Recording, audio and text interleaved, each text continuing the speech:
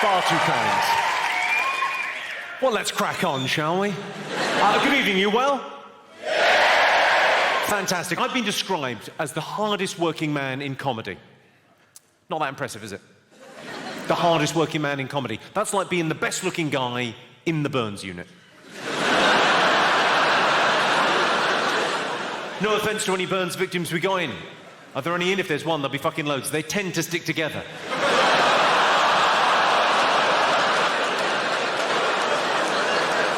And we're off.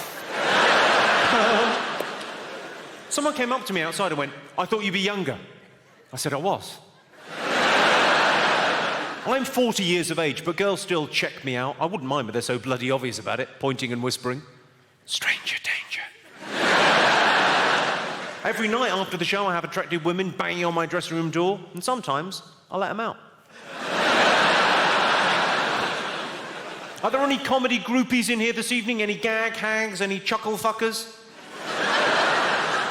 The only reason I ask is if any girls come up to me after the show looking for sex, I'm going to have to disappoint you. I mean, we can have sex. Just it will be quite disappointing. I wouldn't lie to you, it'd be like throwing a sausage up an alleyway.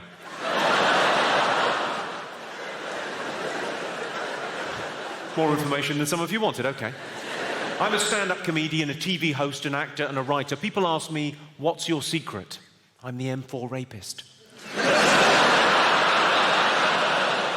It's a joke. I've never been wrongly accused of rape. We all like a laugh, yes? That's the one thing we've all got in common in this room. We all like a laugh. It's a very British thing, I think, to come out of an evening with the express intention of just having a laugh. Here's a great fact about this country. The average person in Great Britain laughs out loud 10 times a day. Not everyone, obviously. If you work in a hospice or with learning disabled adults, it could be 10 times that. Sky's the limit.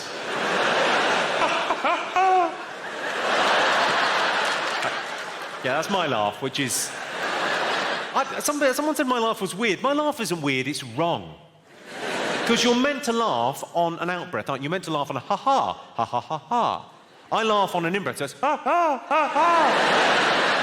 Sounds like a goose being interfered with. Someone asked me the other day, is it fake? Why would you fake that? They say that laughter is the best medicine, so maybe, just maybe, if we all keep laughing at people in wheelchairs... I'm a dreamer, what can I tell you? I was at a show recently, I don't know if anyone's had this experience. I was at a show, watching a band, and standing just under the fire escape, watching a band play, pint on, with a mate, relaxing, and a lady from the venue came up to us, in the little waistcoat and the little name badge, came up and went, "Excuse me, you're going to have to move, because if there's a fire, you're blocking the exit." I said, "I tell you what, love, if there's a fire, I'll move." Kid retard. What did she think I was going to do in the event of a fire? Just stand there going, "Nobody move." Why has everything gone orangey and hot? I don't like it.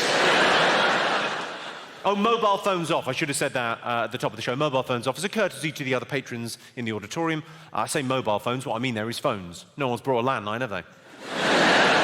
Let's face facts, the landline is dead. When the landline goes in our house, there's panic. Shit the bed, who the fuck is that? We're both here. A lot of people text whilst driving. I'm not excusing it, but we've all done things we regret when we're drunk. I saw a thing on the news, it said that bad drivers are going to get on-the-spot £100 fines. I thought, it's a bit sexist. Did you understand that? Yes, you did. Yes, you did. I'm not being sexist. How could it be? Some of my best friends are slags.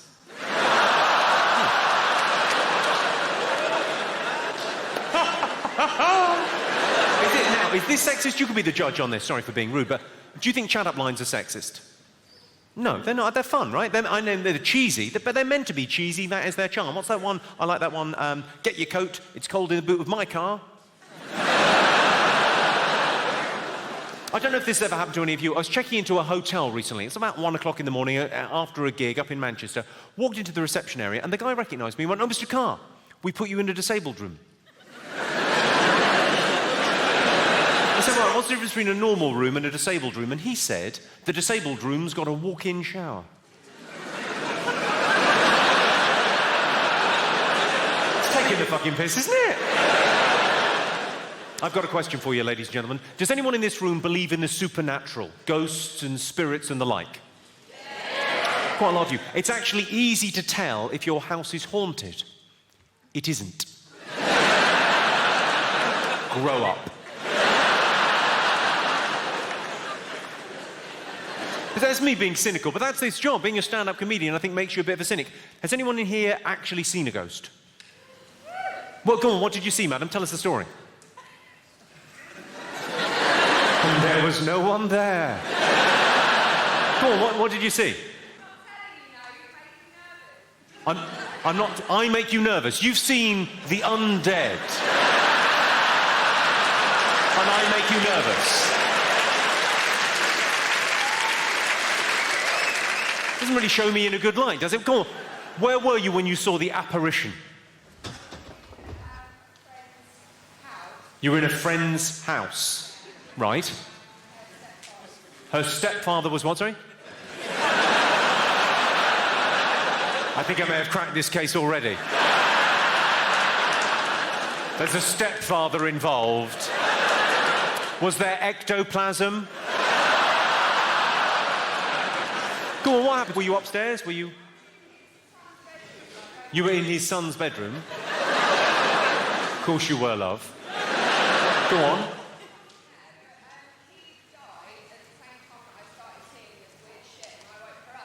He had died. You should have mentioned that sooner. And then you started seeing weird shit. I'm loving this. There's a special name for people that have seen ghosts. Schizophrenic. All the best with your future.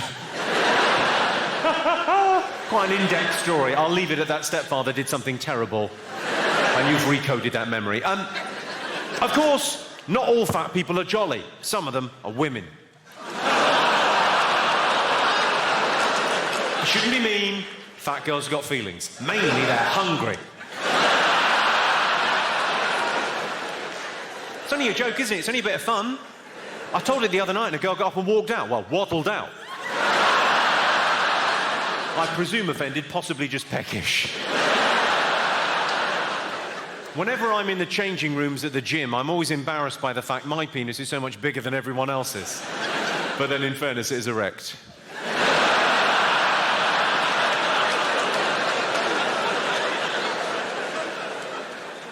Islamic fundamentalist sex dolls. Do they blow themselves up? In Palestinian passports under occupation, do they just put Israel? That joke is only there to test where the Guardian readers are sitting. No further questions, back to the knob gags. I do talk about sex a lot in my show. I talk about sex all the time on stage. And a friend called me on it recently. Came to see the gig, and he went, "You talk about sex all the time. Are you obsessed?" I said, "Well, I'm not obsessed. But sex is the great universal topic for comedy. It's still quite taboo to talk about it openly in public. Everyone's interested, everyone cranes forward, and there's a lot of tension around sex. And where you find that kind of tension, that's also a great place to find laughter. So sex is a great topic for comedy. But it's difficult to stand in front of you good people and talk about sex without sounding crude. So to try and mitigate that, to try and alleviate that, this evening, if I refer to a vagina at any point, I'll be calling it a twinkle cave." As in, so there I was, licking out a twinkle cave, while she deep-throated my tummy banana. It's nice to be nice, isn't it? I saw a woman wearing a top, it said super dry on the front. I said, "Have you thought about lubricants or HRT? Maybe a little bit of Aussie charm? Are you familiar with the term Aussie charm? Just means...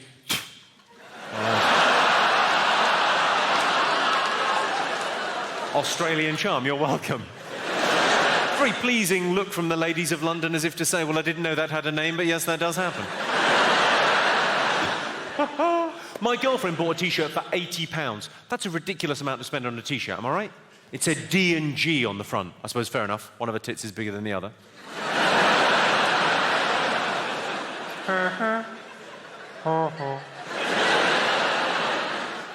I thought my girlfriend was a slag when she told me I was her 30-second lover, and then I realised she was talking about time.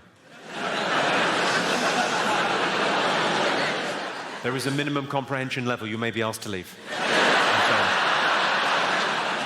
My ideal woman would be a single mum once I'd finished with her.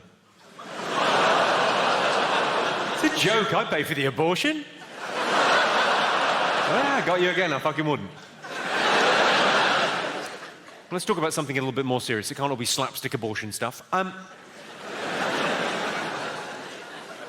My first wife was from Thailand. Well, don't, because you'll feel bad. It's actually quite a sad story. My first wife was from Thailand, and she died of testicular cancer.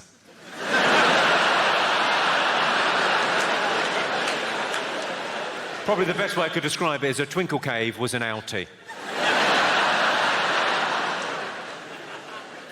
I saw a transvestite in a miniskirt. I thought, that shows a lot of balls.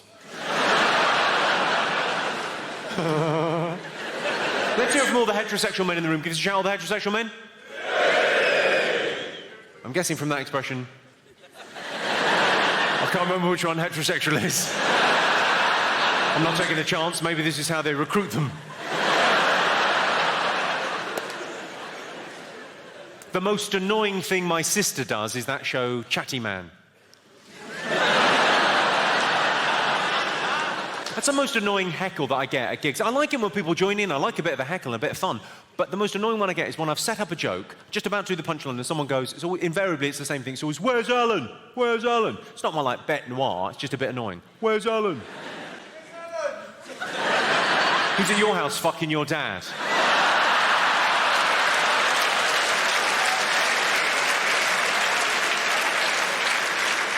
I think we all knew, including him, I think we all knew that was a trap. I could feel you as one going, hold, hold, hold. And then one brave soul over there said, no. I'm taking one for the team. Or rather, your dad is. Of course, not all gay people are happy, camp, and fun.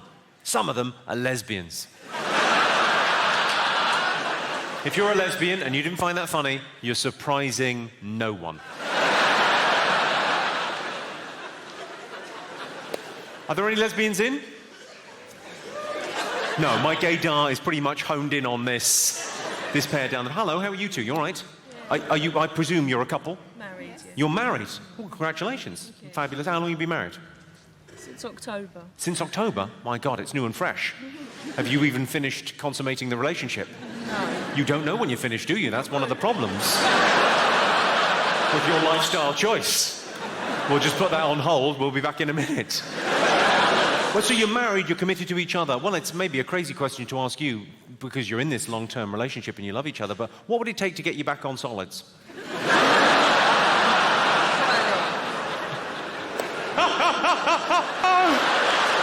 She's a definite no and you're a maybe. Okay, good. Oh, I love my job. I tell you what, I'm going to do a test and see whether we've got any other sisters in the room, see if there's any other lesbian sisters. Like I'm a lesbian, I've got the haircut, come on. I look a bit like KD Lang, I could get away with it. I'm going to test the heterosexuality of the other ladies in the room. Just a simple question to test this. Ladies, have you read 50 Shades of Grey? Yeah. You've all read that book? You love that book. I would describe 50 Shades of Grey as the ultimate flick book.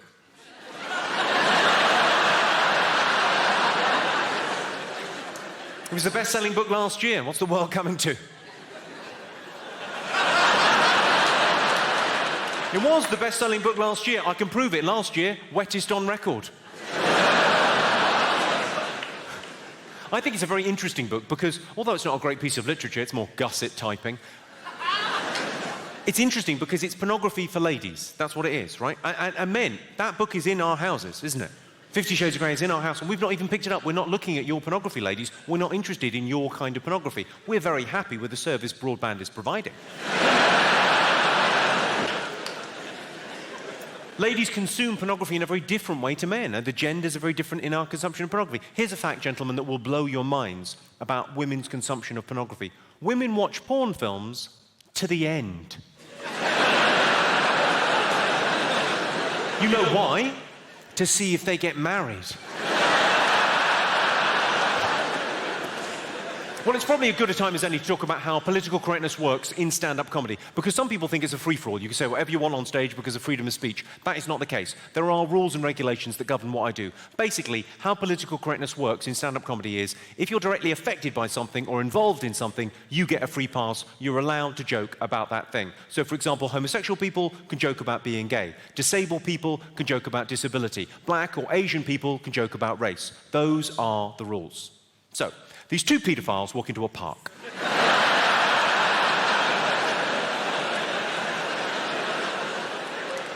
Child abuse, there's a touchy subject. I saw a headline in the paper. It said, "Please smash paedophile ring." I thought, good, let's see how they fucking like it. Have we got any teachers in this evening? Is there show any teachers? Oh, loads of teachers in. You work bloody hard, don't you, teachers? Half the year, 5 hours a day. I'm not knocking it. I could never do what you people do for a living. Not because it's difficult. I wouldn't pass a CRB check. I've actually got a bit of a soft spot for teachers. I used to go out with a teacher and she was lovely. But if ever I wanted sex, she always insisted to put my hand up first.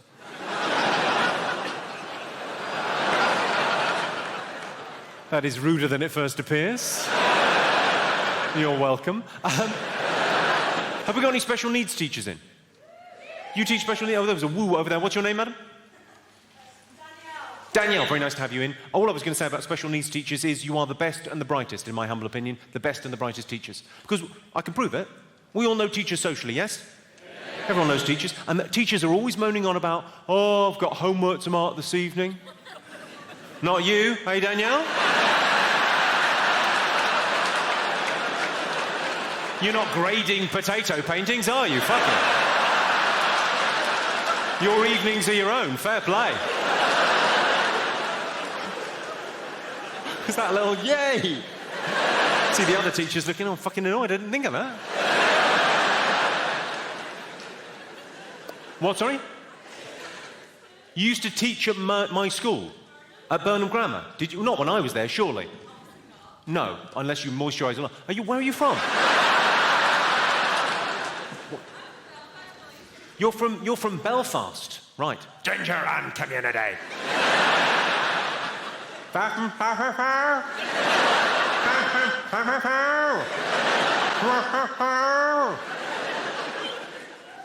was just saying what you said to me back. Oh, how come you're teaching over here then? Are you in the witness relocation scheme? What the fuck happened? Fucking grass.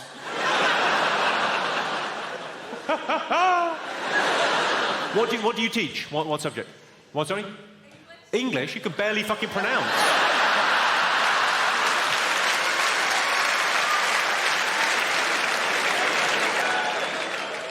I did Countdown recently, the TV show, not Dracula's special needs brother. One for the staff room. And I got asked when I did Countdown, I got asked by every man that I know, everyone asked me, how fit is that Rachel Riley off of Countdown? How attractive is she when you meet her? And it wasn't like a rhetorical question, they wanted me to answer. And I thought, well, I should be able to say how attractive a work colleague and a friend is without sounding misogynistic, without being sexist, shouldn't I? You be the judge. Rachel Riley, let me put it this way. I would crawl over broken glass to suck the cock of the last man that fucked her.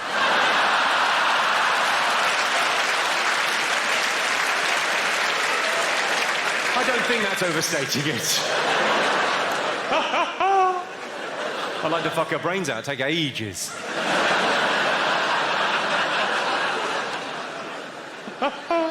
Now, I should warn you there will be some audience participation this evening. Apologies. And the only reason I mention it explicitly is because sometimes when I ask someone a direct question, they get a bit flustered.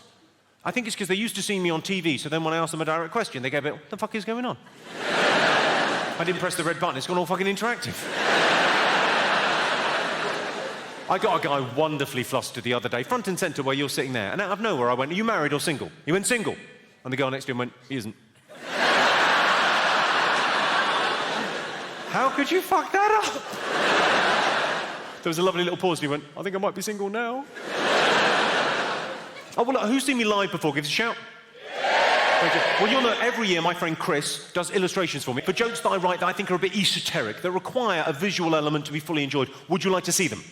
Yeah. Well, good, otherwise he'd be fucking gutted and we'd be having some quiet time, which would be shit. Right, well, I'll show you some. Obviously, we'll kick off with some thoughts and ideas that I've had recently. Right, so, if you like looking at flowers but you can't be arsed with gardening, simply run down a kid outside your house.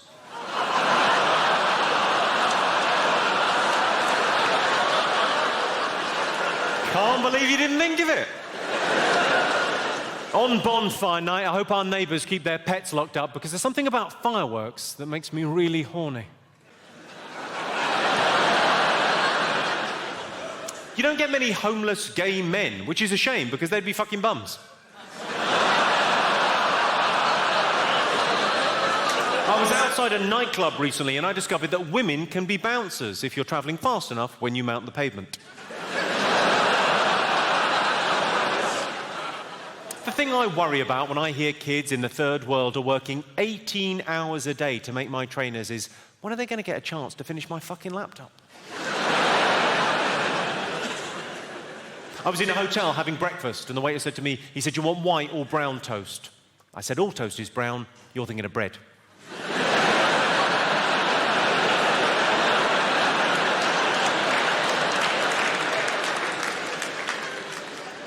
At any one time, a bowl of nuts on a bar will have 17 different types of urine on them. And that's why they're called peanuts.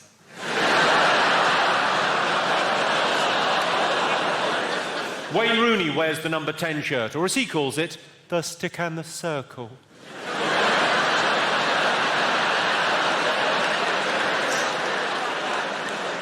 All the celebrities get plastic surgery these days. Colleen Rooney's just had some work done on her arsehole.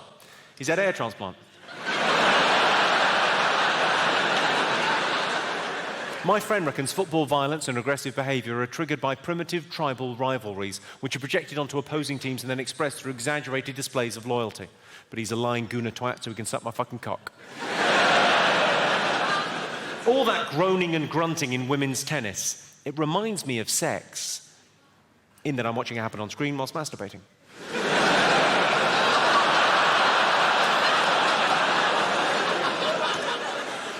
To explain spot fixing in cricket, it's what happens when something I don't understand is done by someone I've never heard of in the middle of something I couldn't give a fuck about.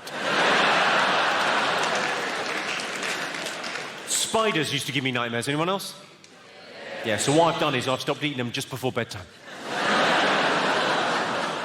Of course, the worst thing about being bitten by a poisonous spider is that you're probably Australian.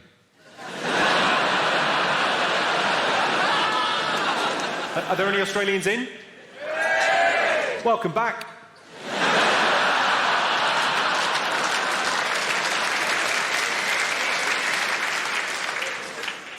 I don't like zoos. I prefer to see lions, tigers, elephants and bears in their natural environment. The circus. Is anyone here afraid of clowns? You're afraid of clowns, sir? There's actually a special name for people that are afraid of clowns. Mummy's little benders.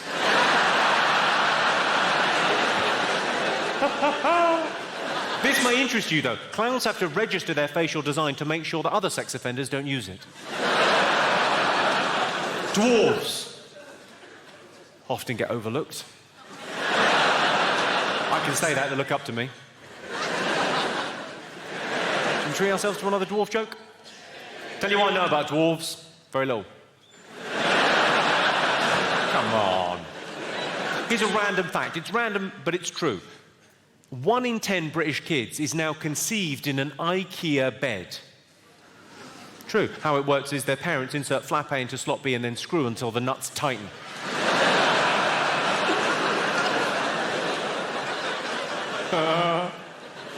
In 2009, Nadia Suleiman of California gave birth to octuplets, 2 daughters and 6 sons, earning her the nickname Octomum, although she's also known as Giganto Snatch. Those babies were walking before she was.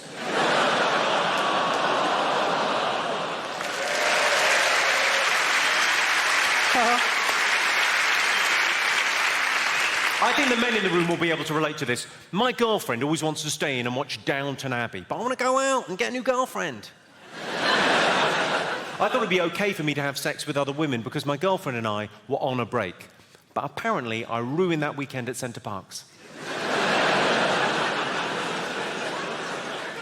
I was going to tell you a story about the poshest place I have ever been. I got invited last year to Clarence House, where Charles and Camilla live in central London. I got invited there. I'm involved in this hospice charity because I'm such a fucking terrific guy. Not because I was press-ganged into it. No, no, no. Maybe a little. Anyway, I'm involved in this thing. So Camilla is the patron of this great charity. So she organised, like, drinks and a concert and dinner in her home to, you know, thank the corporate sponsors and to get more people to donate money, raise a bit of money, raise awareness, that sort of thing. In her home, though, she put on this event. So we're all in her front room, literally Charles and Camilla's front room. It's the most ornate, like, high, beautiful sort of ceilings, and they've got a telly and a couch in the corner like normal people might have, but every square inch of mantelpiece and shelf and sideboard has got a beautiful object on it that they've been given by visiting dignitaries or they've picked up on their extensive travels of the world. It's a very intimidating space to be in. So we're all standing there having a drink, and she's coming around saying hello to everyone, and she gets to me, and because I'm a dick, as I feel we've established, she gets to me and goes, "Oh, how are you involved?" And I went, "Never mind about that. Have you seen Cash in the Attic?" Because we're sitting on a gold mine here. And to her credit, it's absolutely true. She went, "Yes," winked, and fucked off. Brilliant. I did another weird royal thing last year. I did the Jubilee. Did anyone see the Jubilee? I did a little thing where I had to introduce Grace Jones in a hula hoop. Nice work if you can get it. In order to do that, I had to get past security at Buckingham Palace. Here's what it consisted of. So I met an armed police officer. His only job is to guard our Queen, to make sure that no one steals our Queen and uses her head to photocopy it and make their own money and stamps. I don't know. So I walked up to this armed police officer outside Buckingham Palace. I said, "Security?" He went, "Yeah." Here's his question. He said, "Are you in Al-Qaeda?" I went, "No." "As you were." I thought, this guy seems fun, so I asked him, I said, "Does anything funny ever happen when you're rolling with the Queen?" He said, "Yeah, I'll tell you this story. Has to be in confidence, though." I said, "You can trust me." He is not a good judge of character. I'm also in Al-Qaeda. No, I'm not. Or am I? No.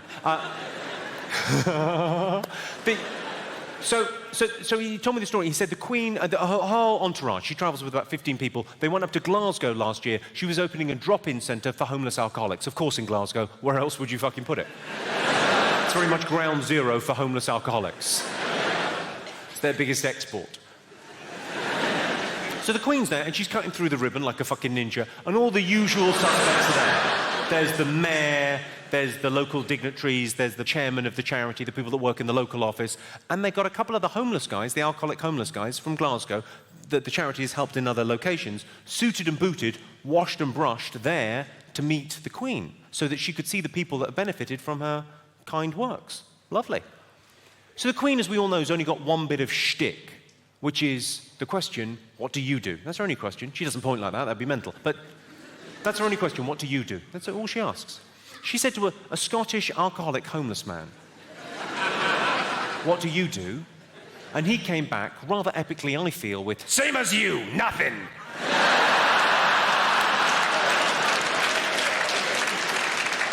Apparently, she was fucking terrified. A friend of mine, quite recently, a couple of months ago, got proper, old-school flashed. Guy in a Mac, at dusk, in a park, one of those. Sorry, I've added that. I don't know if he did that. You would, though, wouldn't you? You'd give it a bit of cock slap. You'd probably treat her to the windmill, wouldn't you? Who are you in? Anyway, she got proper old-school flashed, and she shouted, "Rape!" I thought, don't give him ideas. Don't workshop it, you fucking lunatic. Has anyone in here been flashed? Yeah. Go on, what happened, madam? Is it a funny story or is it distressing? I was in a club and some guy flashed me. In a club? In a club and someone flashed you in the club? Yeah. Are you sure you didn't go off with a man in a club? I was kissing him, and I undid his zip and then he flashed me. Go on, what happened? Tell me the story. It was in the middle of the dance floor. Middle of the dance floor, and he was throwing some shapes, and one of his was... No, my friend told him that we were lesbians to get rid of him. So to get rid of the guy, your friend told him you were lesbians. That's how these two started, but then they liked it, so they stuck with it. And did that work? Oh, she said, we don't like cock. And then he She said, we don't like cock. So sorry, so someone got his cock out in the middle of the dance floor in a club, and you went, oh no, sorry, we're lesbians. You could have just told him to fuck off. You're incredibly polite. I'll make up an excuse so he doesn't feel bad. I don't want the flasher to feel rejected. How nice are you? And has anyone else been flashed? You got arrested for flashing. Well, don't take it out on me.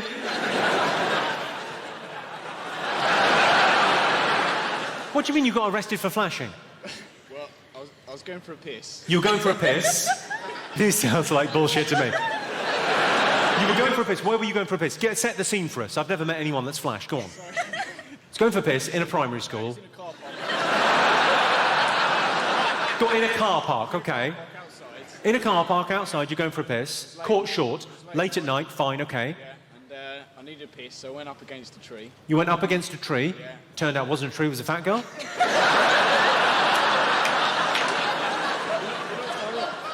Go on, so you walked up to a tree to take a pee in a car park. This doesn't sound terrible. So far, I'm on this guy's side. Go on. So there was a woman in the trees. There was a woman in the trees. Sounds like you've broken dogging etiquette by pissing on someone. So you went up to take a piss on a tree, and there was a woman in the tree. She was walking, there's a pathway, She was walking, okay. and it was outside a police station. And it was outside a police station. What kind of a fucking idiot are you? You went for a piss in the police station car park. Why don't you just turn yourself in? That's a cry for help if ever I heard one. Lock me up before I hurt someone.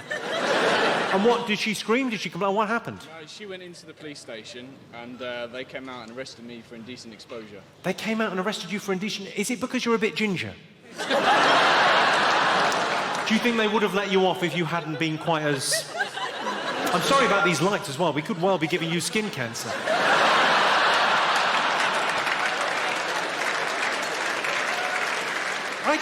I think I'm on your side there. If you're taking a piss, that's not indecent exposure, is it? What do you think? Are we on this guy's side? There's one man, no. Stop pissing outside, you crazy fool. But because there was a woman in the other night with a story. She said, oh, I got flashed. And then she told me the story, and I wasn't sure. She said, I got flashed. I said, has anyone been flashed? She went, yeah, I got flashed in Disneyland. I said, I'm all ears. She said, I was in Disneyland, Florida. I was walking in past the hotels in Disneyland and into the park. And I looked up at one of the hotels, and a guy was opening his bedroom curtains, flashed me. I said, no, he didn't. You are a peeping Tom. My girlfriend wants a diamond ring, and the only reason I know that is it's pretty much all she fucking talks about. Let's face facts. The only way my girlfriend's getting a diamond ring is if the vajazzler slips. I don't really understand the vajazzle. I mean, I know what a vajazzle is. I know what it is. They whip away all the hair from your foo-foo, and then they diamante it. I say they, I imagine you get some Pritt stick and glitter and have a crack yourself. Have a sparkly crack yourself, you're welcome. I just don't know who that's for. I've never met a man who said to me, oh, I love vaginas. But I wish they're a bit more zhuzhy. A few more sparkles wouldn't go amiss. I want a glamour puss, a showbiz entrance. Has anyone had a vajazzle? She had. What motif did you go for, madam? I was a little bit embarrassed to ask for one. You had a heart because you were embarrassed to ask for... Like something spectacular. You were embarrassed to ask for something spectacular. So you were fine with someone putting glitter on your fanny, but you went, I don't want to ask for anything embarrassing. How adorable. And was it for a special occasion, or was it just... No, I just thought, why not? You thought, why not? Well, plenty of fucking reasons. Basic hygiene. your boyfriend could chip a tooth. And it was definitely a proper vajazzle, not a Liverpool vajazzle, which is just a euphemism for herpes.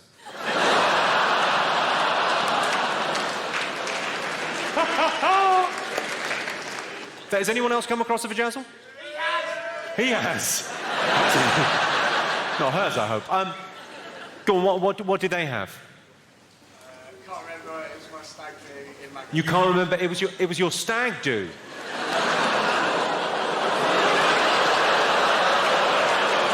Oh, you can't remember anything. Sounds like a Liverpool vajazzle to me. No, love, I don't know what happened. It's just really itchy.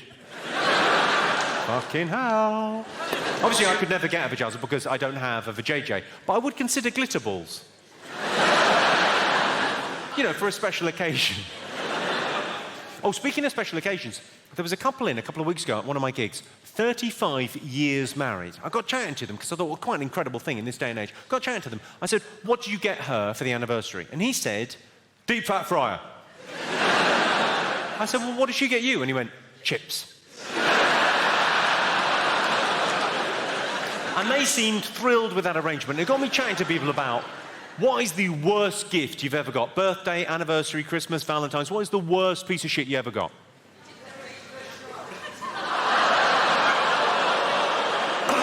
We've had a heckle. Go on, what was that, sir? A little bit louder. Tickets to this show.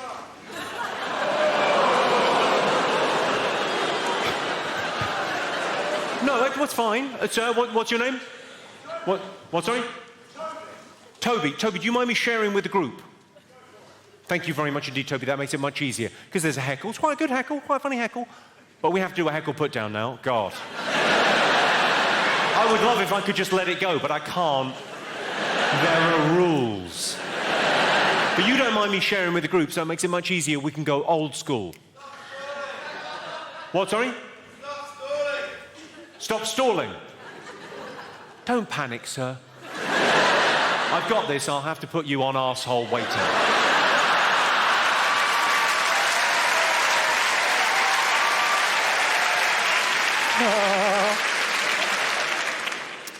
Toby's mum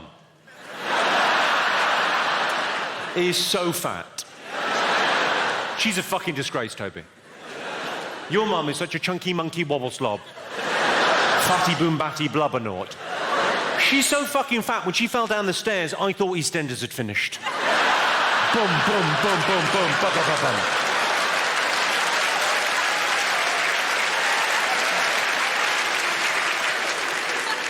True story.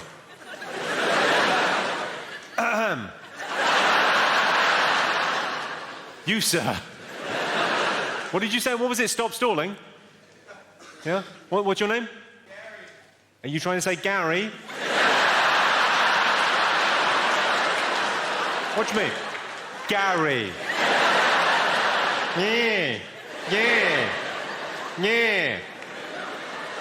The fuck is that? Well, Gary, if you want my comeback, you'll have to scrape it off your mum's teeth.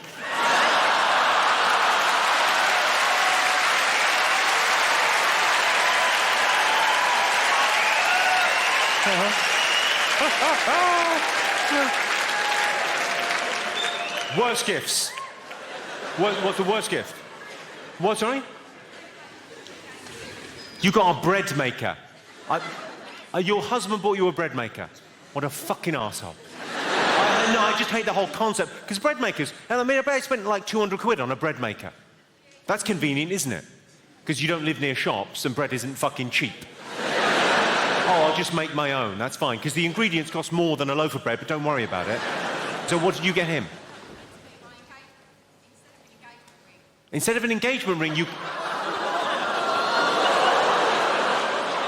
got a bread maker instead of an engagement ring. You broke up with him, right? You've just divorced him. Yay!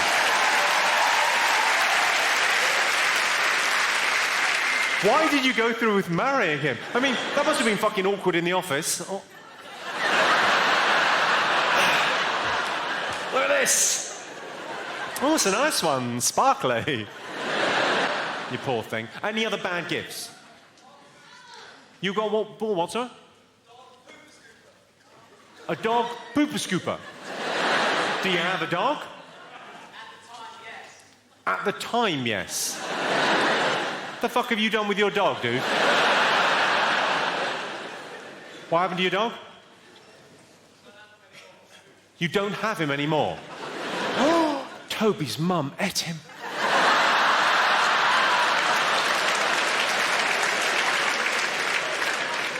The fat bitch. Sorry, dude. Any other bad gifts? What'd you get? Nothing.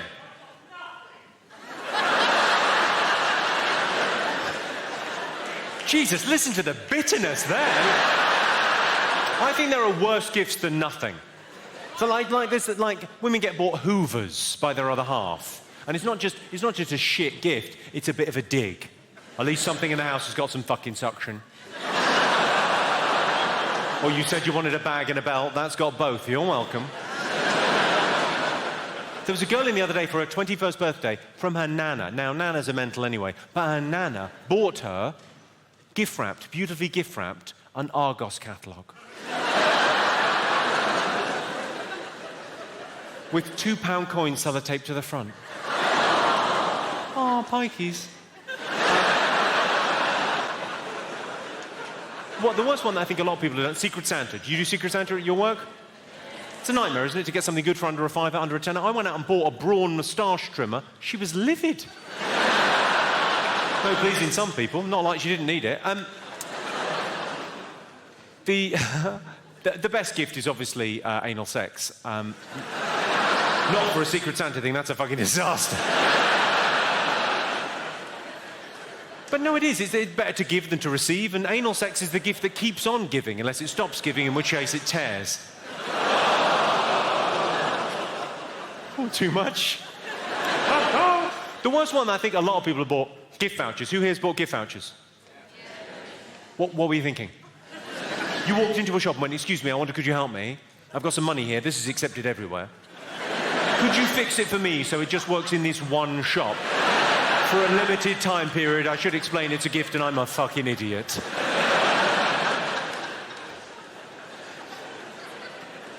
It's a great feeling when you get a woman you've been chasing for miles. I've known thousands of women in the biblical sense, and by biblical sense I mean made-up women that don't really exist. A lot of people just drift into relationships without really thinking about it, and we call those people men. A lot of men say when they first get together with a woman, they can't initially tell if it's the real thing, but I can, because I've got a special little indicator that sticks up. Come on in, sit down. What's your name, madam? Alexa. Alexa. And what is it, some sort of cystitis? What's the matter? What do you do for a living, Alexa? Lots of things. You do lots of things? Yeah.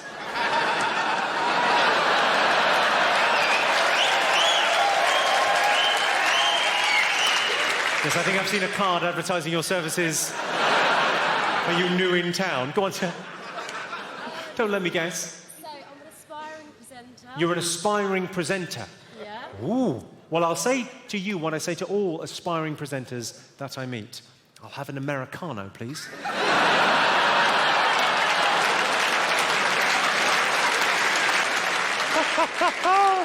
Oh, I fucking love my job. Gentlemen, do you remember what you were doing the first time you told a woman that you loved her? I do, I was lying. Don't give me that look, it worked, I fucked her. We went out for a drink the other night, me and my girlfriend, and we were chatting about what people actually think about when they're having sex. Not a conversation I would recommend. She said to me, what kind of a man fantasizes about his partner's friends whilst he's actually having sex with his partner? And I said, promise you won't get mad. What do you think is the most important thing in a relationship? Give us a shout. Sex. How long have you been together with your woman? 4 years. 4 years, and sex is still the most important thing? Well, you, sir, are a liar. Up to 2 years, I would give you. Up to 2 years is fine, but sex is the most important thing. You're ripping each other's clothes off. It's fantastic. After 2 years, what's that coming up on the inside? Coming up pretty fast. Sky Plus.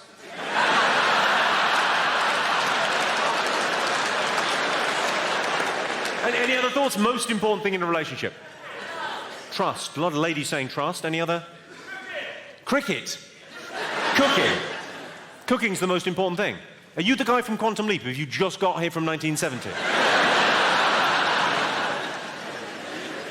Cooking's the most important thing in a relationship. Have you ever become engaged by awarding someone a bread maker by any chance?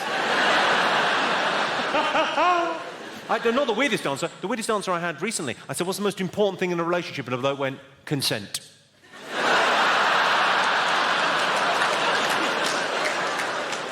There was a guy up in Edinburgh. I said, most important thing in a relationship? And he went, me. A terrified-looking woman next to him going... Any other thoughts? Lubricant. Well, if you run out... Any other? What, sorry? A puncture repair kit.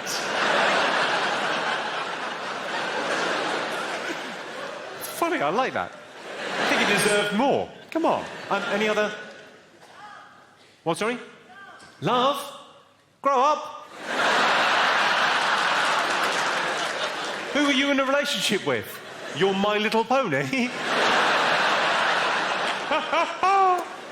Any other thoughts? Most important thing? Laughter. Well, I don't know about that. I do think a sense of humour is what I look for in a woman, because if a woman can see the funny side of life, she's much less likely to press charges.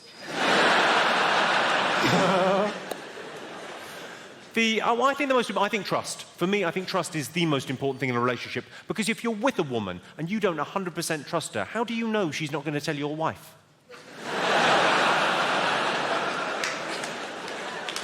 I do love it when a woman says those magic words that mean she's definitely up for sex that night. This drink tastes funny. I'm joking, you can't taste it. I'm not a prude. You'd agree with that, wouldn't you? I'm not prudish. Here's the thing. I don't like swearing during sex. Who wants to hear that kind of language, especially from a child?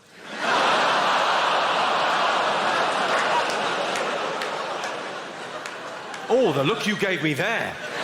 You prefer a sweary kid. Fair enough. I had a thing happen to me recently, a little bit embarrassing. I got caught. I didn't think this could happen when you're a grown-up. I got caught masturbating by my girlfriend. What do you say? Sorry I woke you. You've got sleep in your eye.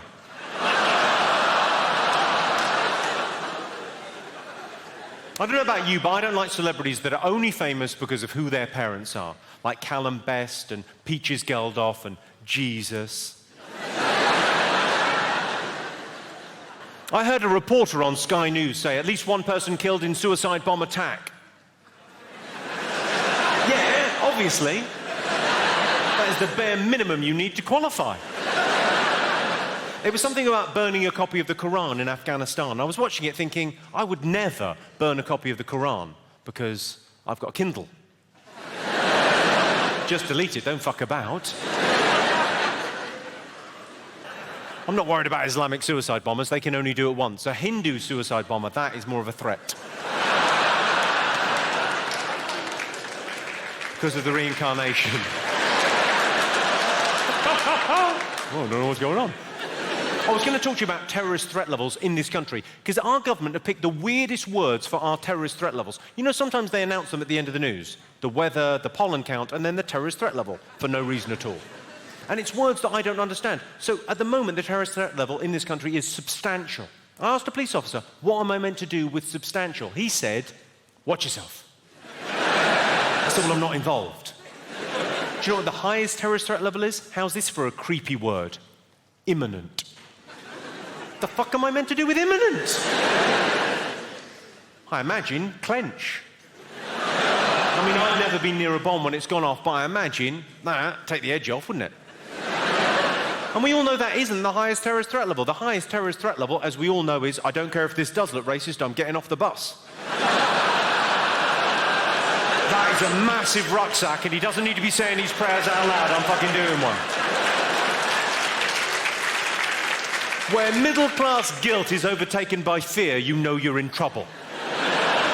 Of course, with these jokes, I could face the wrath of Islam, which I've always thought sounds like a shit pub. Where are we going? Wrath of Islam. Oh, for fuck's sake. There's no booze, there's no fruit machine, there's no pork scratchings. Yeah, but women can get stoned.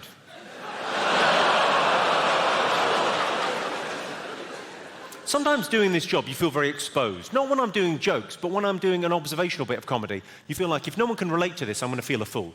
So, share with me if you've had a similar experience. It's always embarrassing when you get an erection during a prostate exam. And they realise, hang on, you're not a real doctor.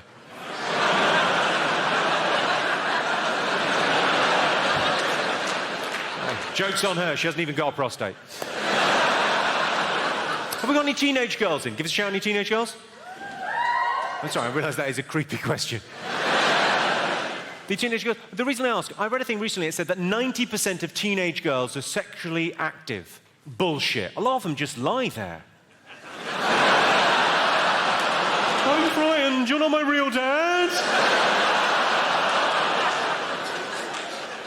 I often get asked by young guys, young men after the show often ask me, can you laugh a woman into bed? The short answer, yes. Obviously, she's too young for you if you're having to say peekaboo, but yeah.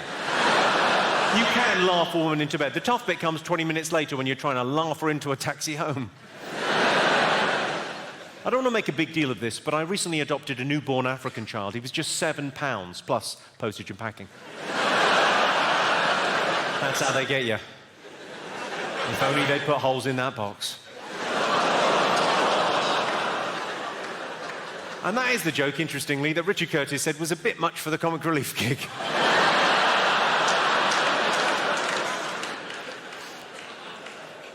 Have you all been on that first foreign holiday abroad? Like the first foreign holiday you went on without your parents? Everyone been on that holiday? Yes. Has anyone not been on that holiday yet? Oh, quite a few of you. You've got a lot to look forward to. It's an amazing trip. It tends to be all the guys go away together, all the girls go away together, somewhere hot in Europe that's cheap that year. We went away, 5 of us that went all the way through school together. We just got our A-level results, went away for 2 weeks in Faliraki. It was awesome. Sun, sea, sex and sand, that's what we're looking for, that's what we found. It was an amazing, life-affirming, wonderful holiday. Well, in those 2 weeks, I had sex with 12 different people. I'm not bragging, I was gang raped.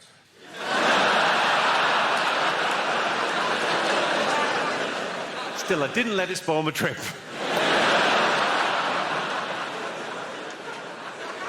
If there's a fight, I let my fist do the talking. Please don't hurt me. I went to a fairly posh, single-sex school, but I never really fitted in. I think it's partly because I'm male. Partly because I was 35 when they caught me. My granddad always used to insist on standing up whenever a woman entered the room, which is ultimately what led to him losing his disability living allowance. I was up in North London. I saw a guy in the high street with a guide dog and a white stick. And I went up to him. I went, "You must be blind." He said, "Tell me something I don't know." I said, "There's a tree over there." Don't be a dick about it. You never forget your first, especially if they've got an unusual name. Kayla. There's something I don't understand about a woman's G-spot. I can't quite put my finger on it.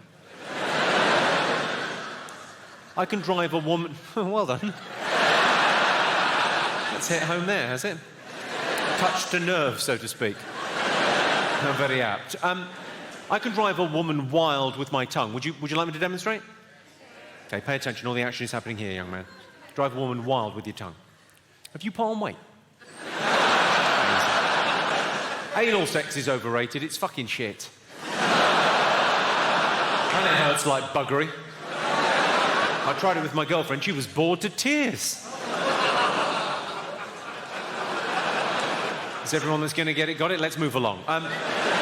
We've been together now for 12 years, me and my girlfriend, so to keep things fresh in the bedroom, we do a little bit of role play. She pretends to be a nurse, and I pretend I'm still attracted to her. That's divided the room, hasn't it? There's people that thought that was funny, and then there are unattractive women. Some girls like to have the lights off for sex to happen. They like all the lights to be out before they have sex. And they've got a name. They're called fugly munters. I've never had a complaint about that joke. I've never had a woman come up to me after the show and gone, "Excuse me, I'm a fugly munter. How do you think I feel? Hungry?" Are there couples in? Give us a shout. I've got a theory about sex in long-term relationships. So the received wisdom is it's men that instigate sex within a long-term relationship. It's the man that says, "Should we go upstairs for a bit of slap and tickle, bit of how's your father, bit of sticky belly?" Whatever you call it in your houses. But it's the man that asks. I think that is misogynistic bullshit. That's like saying the man's got the sex drive and the woman is just passive. I reckon it's about 50-50 in most relationships. The reason you don't notice when women ask for sex is because when women ask for sex, it happens.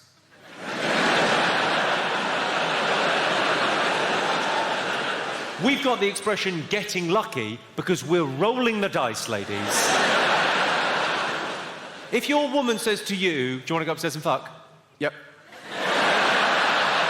It doesn't matter what else is going on. You could be full of flu. You could have just received devastating news. You could have just been shot in the leg by her. "Do you want to go upstairs and fuck?" Yes, I do. But sometimes, gentlemen, you'll know this, sometimes in a long-term relationship, you'll suggest becoming amorous with your partner. You'll suggest having sex, and she'll say no. And then she will give you some kind of mercurial, strange reason as to why sex could not occur at that moment in time. And you would like to respond. You'd like to argue back, but you can't think of anything because you can't think at all because all the blood is somewhere else. So I thought, well, why don't we take advantage of the situation we find ourselves in? Why don't we workshop it? What reasons have you heard, gentlemen, not to have sex? And we'll come up with a response. What have you heard? Headache. Tired. OK, let's deal with those in order. Headache. Easy. If a woman says, "Look, I've got a headache," just say, "I'm going to be right at the other end." I could not be further away from that problem. Also, I'm going to fuck you. We're not doing Sudoku. You're not going to need your wits about you. Tired. Tired is like the modern equivalent of headache. And I think genuinely, if a woman says to you, "Look, I can't have sex, I'm tired," what you've got to do, you've got to listen, obviously. You've got to acknowledge. It's not enough just to listen. She's got to know that you've heard. And then make a suggestion. That's my advice anyway. Don't demand anything from a woman. Make a suggestion. So if a woman said, "Look, I can't have sex, I'm tired," I'd say, "Of course you're tired. I hear you. You've got the kids, you've got the house, you've got work, you must be exhausted. So why don't you," and it's just a suggestion, "but why don't you do what you normally do and just fucking lie there?" You lazy fucking cow. Any other excuses for not having... Pregnant? She's too young.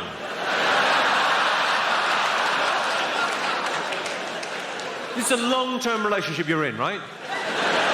She said, "I really can't have sex with you, I'm too young." Yeah. What was that one? Pregnant. Are you trying to nudge her towards a three-way?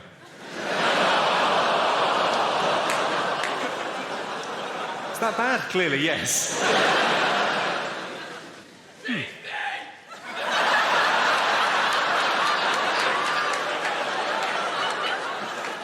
I don't want to alarm anyone, but we've got a pirate in the house. Hoist the mainsail. She's dead. She's dead, and yet you're still hearing a voice saying no. That isn't her, that's your conscience, you monster. Go on, any other excuses for not having sex? Your cock's too big. Try fucking a grown-up.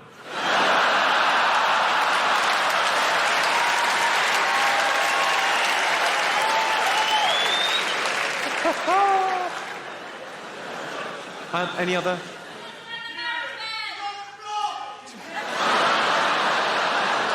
Sorry, sir, could you just repeat what you said there? She's on the blob. How nicely put, sir. I think a lesser man might have said menstruation. or her time of the month, or maybe period. Even Arsenal are playing at home, or she has the red devil in her belly. Up on bricks. But you went with the much more genteel. On the blob! She's on the blob, isn't she? I think in all seriousness, if a woman says, look, I can't have sex, I've got my period, I would say, well, your arse isn't bleeding, is it? Yet. Give me a moment to work my magic. The best one I heard recently, someone said, a very nice gig in Cambridge. I said, any reasons for not having sex within a long-term relationship that you've heard from a woman? And a woman went, morning, Fanny. I said, what? She said, morning, Fanny. I went, yeah, I heard you. I don't know what that is. It's morning, Fanny. And she said, you know morning breath? It's that downstairs.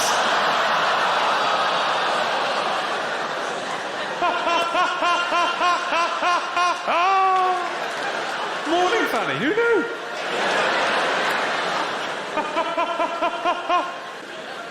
I'm telling these rather bawdy jokes, but I'm actually quite a sensitive kind of guy, quite metrosexual. I remember the first time I got together with my girlfriend 12 years ago now. First time we had sex, first time we hooked up, I cried.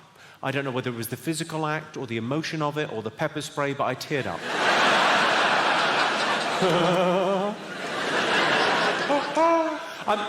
People do weird shit sexually. Should we talk about some of the weird shit people do? Gerontophiles, if you're not familiar with the term, gerontophiles are people that find the very elderly sexually attractive. I know, a bit of a mouthful, isn't it, gerontophile? I prefer to call them OA pedos.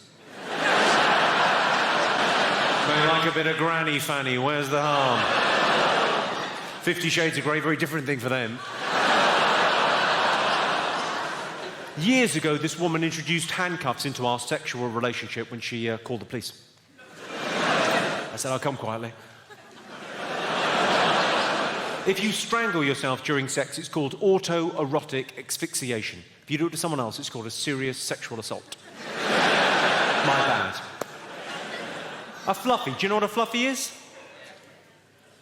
A fluffy is when you're having sex with a woman and... Sorry, scratch that. Not when you're having sex with a woman. When you're making love to a lady. And as you make love to that beautiful lady, a fluffy is when she farts on your balls.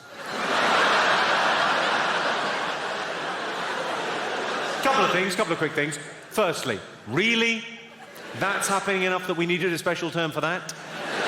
And secondly, how do you ask for that? Not that I would want that to happen, but when you find out that's your thing, how do you ask for it to happen? Because presumably no one asked for that the first time it happened. That was a happy accident.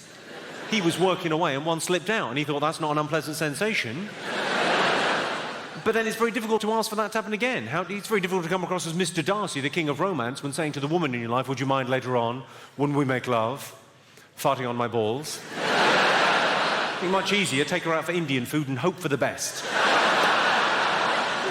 Has anyone in here ever walked in on people having sex? Yes. What did you walk in on, sir? My parents. Your parents? What kind of special hug was Mummy doing with Daddy? What did you actually see when you walked in? Awful things. What was your dad up to? I mean, his balls, presumably, but... Did you get an eyeful? Sorry, obviously not like that. That'd be awful. You'd have to think that was premeditated. If you walked in and he was, oh, this is going to be brilliant. You saw your parents, because I presume you followed the classic etiquette of walking in on people having sex, which you walk in, I see, off. And in your case, straight to therapy. Has anyone else walked in on people having sex? Yeah. Go on, what you walking on, sir?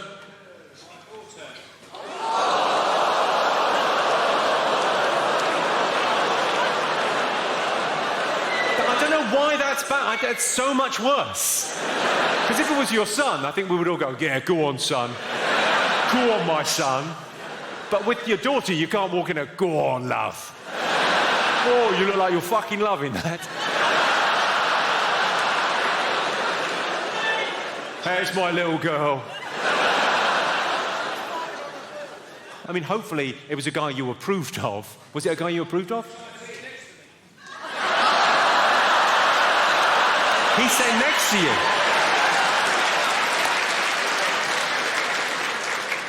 I hope you obeyed the etiquette. You walk in, you walk out straight away. There's certain things that people do sexually, though, that could not be a response. Are we all familiar with the rusty trombone?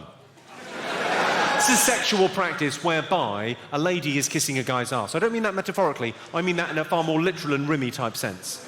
And as that's going on, she's also administering a hand job. So there's this movement and the pursed lips. Well, you can see how they got to rusty trombone. I've got no problem with the name per se. My question is, if you walked in on people doing that, what would your response be?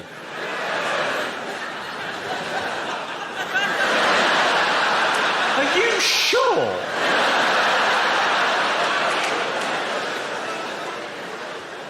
Got a question for the ladies. All women I know have got a very clear line. On one side of the line, things they're happy, confident, comfortable, and enjoy doing sexually with a loving partner. On the other side of the line, things they've been asked to do that they've said no. What I would like to know, ladies, is what have you been asked to do that you've said no? I don't mean like reverse park or wash up.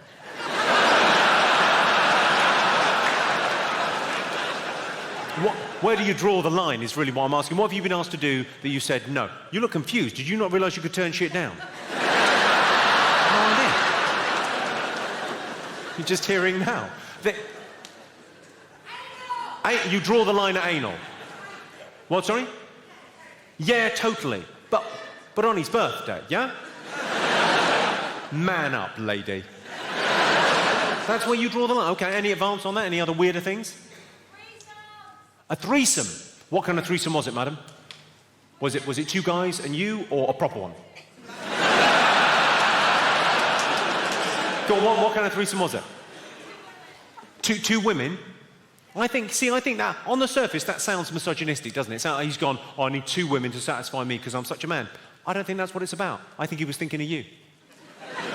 He was thinking, wouldn't it be lovely if after lovemaking she had someone to talk to? Thinking of you. Loves you. Any others? Any advance on this? Egging. What, sorry? I'm not sure if I'm mishearing or you can't talk. It's tough. Go on, what are you saying? Pegging. Pegging. The fuck is pegging? Isn't that just running? What's pegging? Where she gets a dildo on and does you up the arse.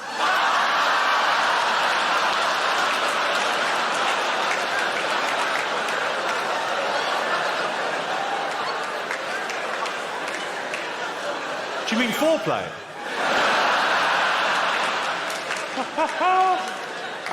and she wouldn't do that, sir. What a prude.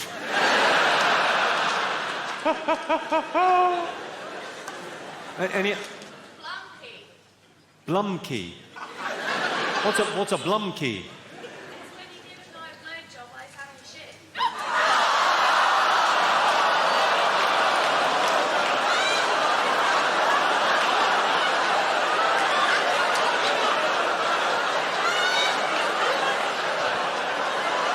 I think, if I'm not mistaken, she just said it's when you give a guy a blowjob while he's having a shit.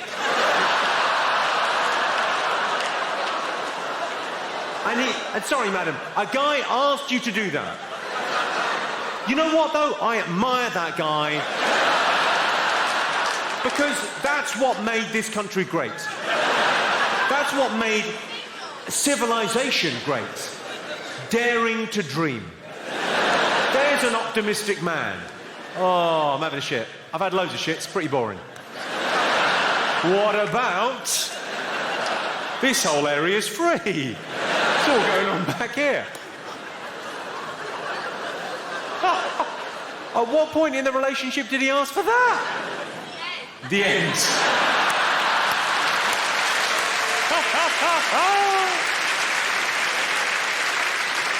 Not a bad way to end a relationship. Things aren't going well, you're not getting on. I'll see if she'll suck me off while I'm having a shit. Because if she says yes, I think she loves you.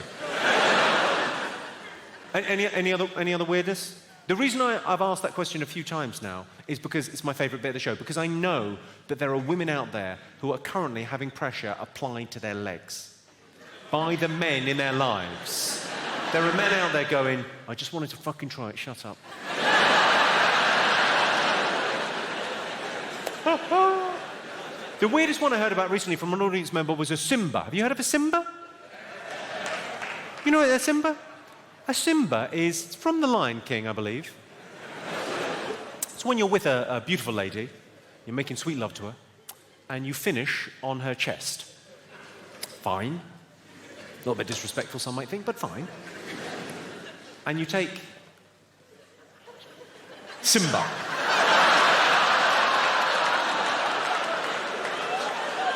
Bringing a little Disney magic to the bedroom. I'm not sure my girlfriend would appreciate a Simba, but I think I could just do it on my own. I think the next time I'm at home and I've got broadband and a bit of time to myself, I think I might try and finish there. Simba. I've got a tip for the ladies, or if you like, I could put the whole thing in. There's a short one. Do you want to know the secret to the perfect hand job? Use your mouth.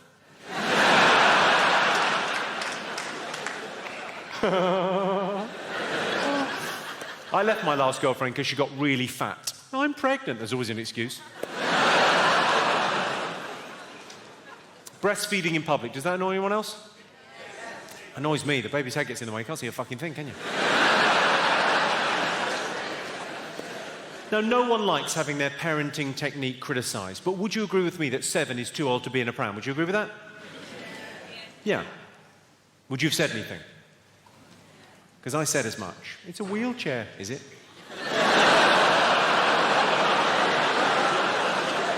Who's got kids? Give us a shout. Who hasn't got kids? What are you saying, happier? Which is weird, because we're not trying to get anyone to join our gang.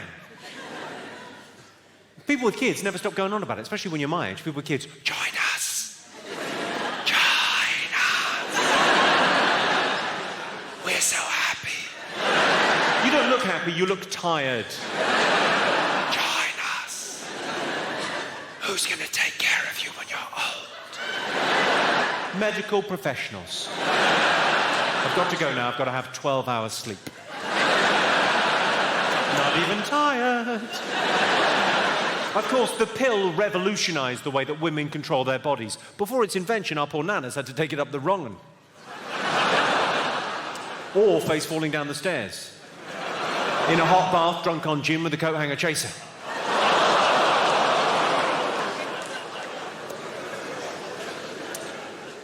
My best friend's wife is having a baby, and I asked him, I said, what do you want, a boy or a girl?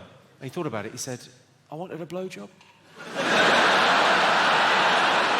Really mournful. I like getting a blowjob off the missus. I don't know if you get this. I don't know if you get a blowjob off my missus, but the thing I like about oral sex from my partner, I think the thing most men enjoy about oral sex from our partners, not anything sexual, ladies, it's the peace and quiet. Ladies, if you've ever been going down on a guy and he's gone,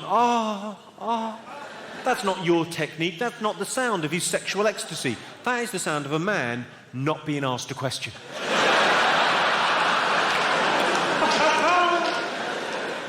I would think about adoption. I don't have kids, but if I had kids, I think I would have them adopted. People criticise Madonna, but the kid she adopted, fair trade.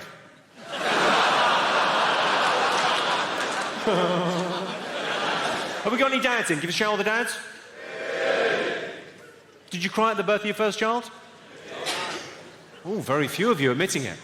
A lot of guys are embarrassed by the fact they cried at the birth of their first child. I think it's because they don't quite know why they cried. There's different theories. Some people think it's the biological bond with the child that you meet for the first time. But that can't be it. You're only meeting it for the first time. It's not like the mother that's been carrying inside her. That's more of a biological thing. With the guy, no. Some people think men cry at the birth of their first child because of the gift that's been bestowed on them by the woman in their life. That would make them tear up? No. I think the real reason most men cry at the birth of their first child is because they see what the little shit's done to the missus. Oh, no. Now she's got a vaginus.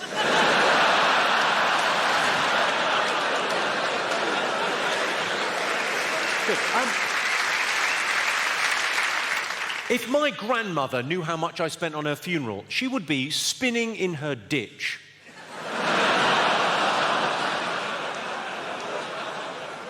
When I was a kid, I didn't want to imagine my parents having sex, so I'd watch them from the wardrobe. Can closet gay agoraphobics ever come out?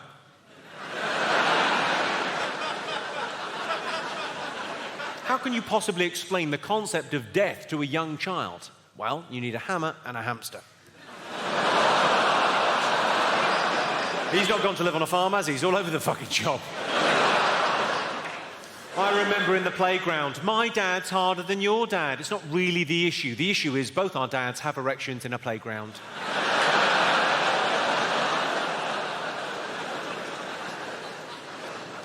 10% of women have cried in a shop changing room. I guess they weren't expecting to see me there.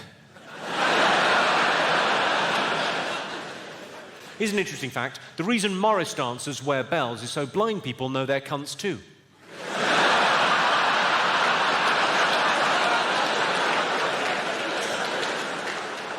They say a problem shared is a problem halved. Didn't really work with AIDS, did it?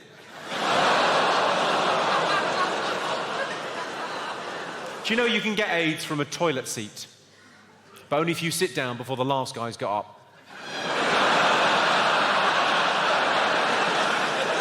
My girlfriend asked me recently, she said, what's happened to your sex drive? I said, I burnt it and smashed it with a hammer. I was worried the police were going to get hold of it.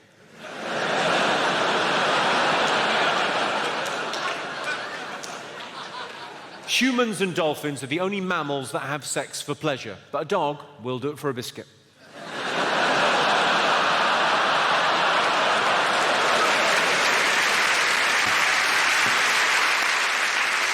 Very much.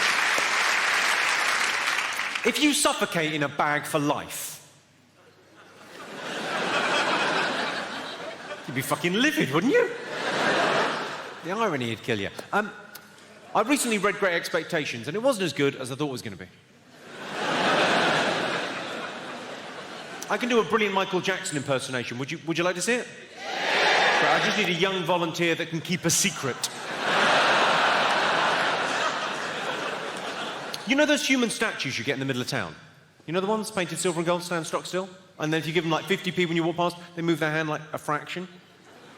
Actually works out cheaper, if you're going to go past them every day, just to buy a taser. I had a thing happen in the high street the other day. You know the charity muggers? You know the ones with the clipboard and the optimism in the high street? I dodged two of the cunts, and the third one got me with what I considered to be an unfair tactic, the backwards walk and talk. So I hadn't stopped, I hadn't made eye contact, and she told me her sad story as she trotted along backwards. And the wording was just perfect for me. She said, "Do you know how often people die from AIDS?" I said, "I'm not an expert, but I'm guessing just the once." I saw an extraordinary anti-AIDS thing recently. I was in Johannesburg last year doing some gigs, and I saw in Johannesburg this charity had printed a leaflet with everything you need to know about HIV and AIDS, because there's a lot of myths about AIDS in South Africa. So they print up this leaflet, and because they raised more money than they needed, they decided to attach a condom to every leaflet. Good idea. So they stapled a condom. Genuinely true, the Everest of fuckwittery. It's weird that, are there any South Africans in? Oh, there's quite a few. Well, it's weird the linguistic differences you notice when you travel. Like in this country, when you say, "I'm not racist," what you tend to mean is, "I'm not a racist." In South Africa, when someone says, "I am not a racist," it means they're about to say something fucking racist. Is this racist? Do Chinese people have guess who?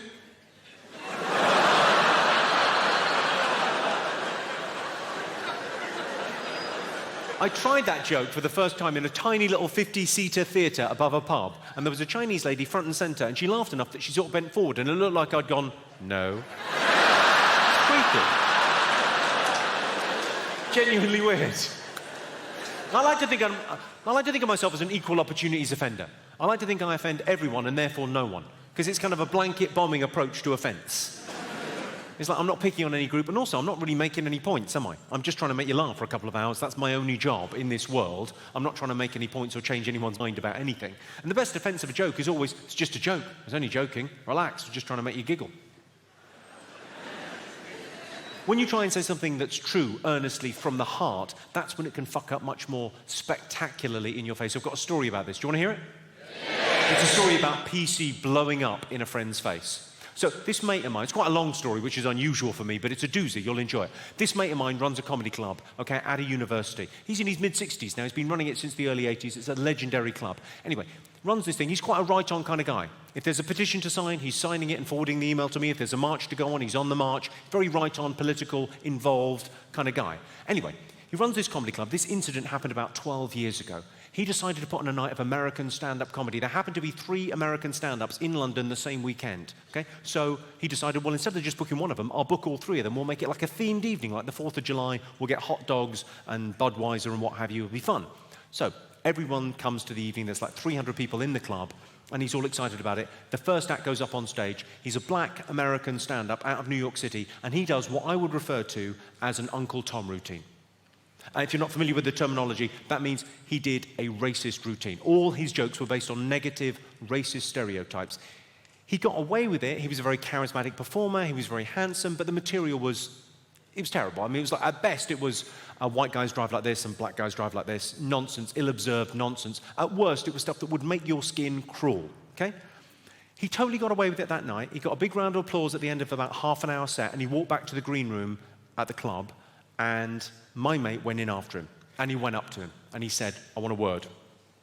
You'll get paid for tonight's gig, there's no problem with that, but you would not be welcome back at my club telling those kind of jokes. I think it's racist, I think it's wrong. I don't think it's okay for you to tell racist jokes just because you're a black guy. I think if anything, you should know better. I think it denigrates the struggle of the African-American people, and you can never say that no one's told you so, because I'm telling you so right now, it's racist and it's wrong. And the comedian went, I agree. When you're right, you're right. But I'm the other black comic. I haven't been on yet.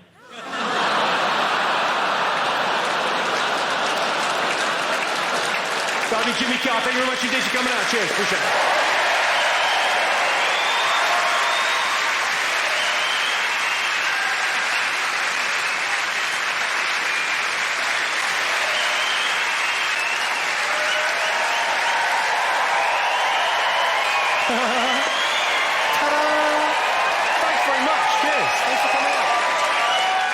A couple of quick things. Sometimes if I buy a girl a drink after the show, she gets the wrong idea. She thinks I'm just a nice guy buying her a drink. No, no, no. Who's going out after this? Who's going out tonight? Loads of you. Well, I've got nothing but admiration. I mean, well done. But I can't wait to get home to bed. I've had a lovely night. I've really enjoyed talking to you, but I want to get to sleep now. I've got to an age where I talk about sleep like I used to talk about sex. You should have seen me last night. I was at it for 8 hours. Eider down sheets, blackout blinds, the fucking lot. This morning, the snooze button did not know what fucking hit it. Well, let's break out some rough stuff. It's that time of the evening. I'll tell you a couple of jokes that Channel 4 told me were not acceptable.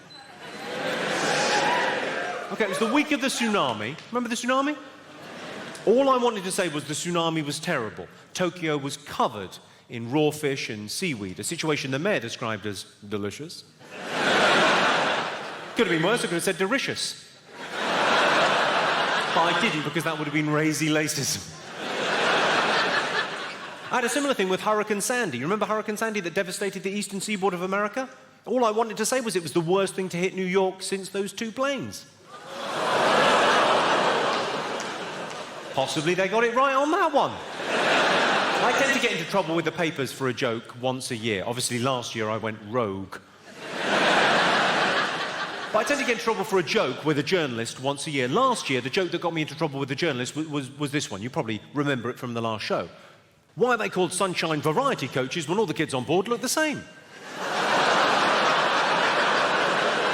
Now, the word variety is doing a lot of the heavy lifting in that joke, right?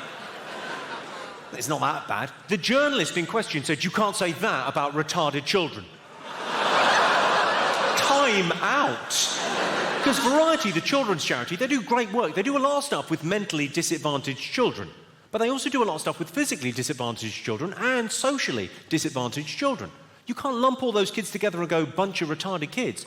You can't call anyone retarded kids. You're a journalist. You should know better. And also, being offended on behalf of someone else, in my mind, is literally fuck all. That's just you taking the high moral ground. For you to be offended, I think, minimum, you have to be the one that's offended. So if you're genuinely offended by that last joke, you're retarded.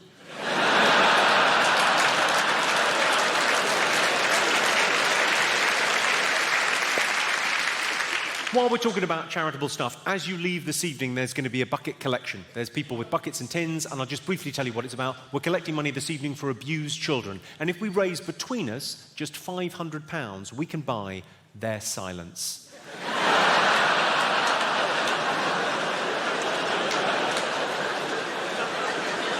That's clearly a joke, right?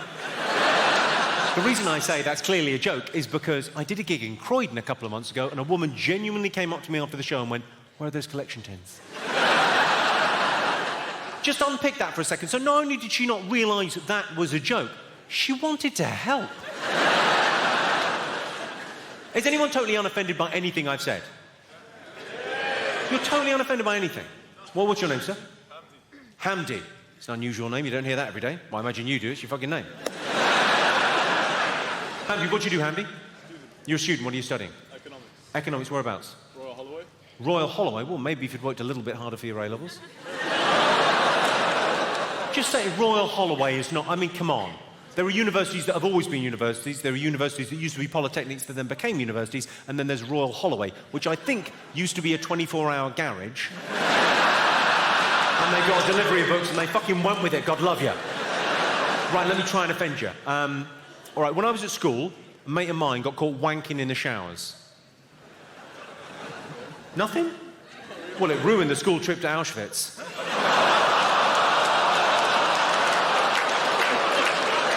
It's not going to get any more offensive than that, dude. The joke about the worst thing that has ever happened. Oh, I can't tell you a more offensive joke than that, but I can tell you a story about me that will change your mind about me and then change it right back. Do you want to hear it? Okay, well, it concerns... It's basically telling you about what it's like being famous. What it's like is people ask you to do things, and it's nice to say yes, because normally it's fun stuff. Do you want to be on Top Gear? Yes, I do. Do you want to do a Jubilee? Yes, I do. Do you want to come and visit a hospice? It's palliative care for teenagers. Yes, I do. I got that call about 6 years ago. I said, yeah, I'll go. I didn't know what some of those words meant. I thought it sounds all right, teenagers. I imagine that'll be fun. Now, it transpires, palliative translates to dying, and I found myself in a situation where I went, well, I've got to go. I've said I'll go. And thinking, this is going to be shit. Hand on heart, I thought, this is going to be fucking shit. But I said I'll go, so I'll go. So I went there with very low expectations. I thought, I'll be lucky to get through this without tearing up. I went there, it was genuinely, I couldn't believe what a fucking arsehole I am. Because it was genuinely inspirational. It was brilliant to go. If you get a chance to visit a hospice, go to a hospice. They're amazing. Because I don't know what inspires you, but I like that idea of carpe diem, living in the moment, now being where happiness is. And if you meet life-limited teenagers, they're having that because they're aware of how precious time is, and I think we often forget in our day-to-day lives. So it was amazing to go and to be around. I've been back many times since, and I'd recommend it as a thing to do. It's really fun. They don't want to be shut away. They want to be part of society. The thing that blew me away when I went there was an incident. So if I go out to get coffee before the show, if I go to Starbucks, obviously my coffee shop of choice. Similar views. But if I go out to get coffee before the show, right, if there's a group of 15-year-old girls in the coffee shop, they'll be really flirty with me, not because I'm some super attractive dude, but because I'm a celebrity and there's a cachet to celebrity in our society, for better, for worse. There just is, it's a fact. So I'm used to that kind of flirting in that context. I wasn't expecting it within the context of palliative care for teenagers in a hospice. There's a girl in there, she just turned 15, pretty little thing, and she's a massive comedy fan. And she had all the DVDs, seen everything on YouTube, like really into it. And she was really flirty and really tactile. And I thought, what? All she wanted was a kiss. And I thought, well, where's the harm? She's going to be dead before she can testify.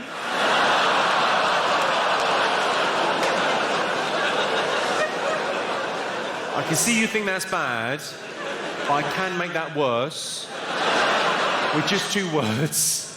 True story. It is a true story, it just happens to be about a different Jimmy.